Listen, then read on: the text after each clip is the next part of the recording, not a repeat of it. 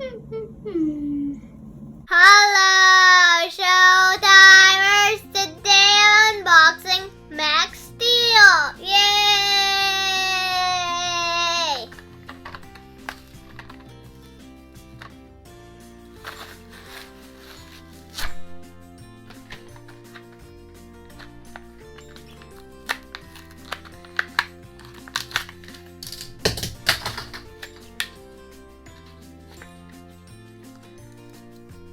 This is so-called.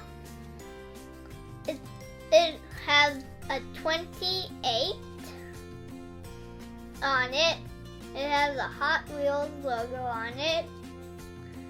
It has a fender on the front and 5 spokes on the back. It has the stripes.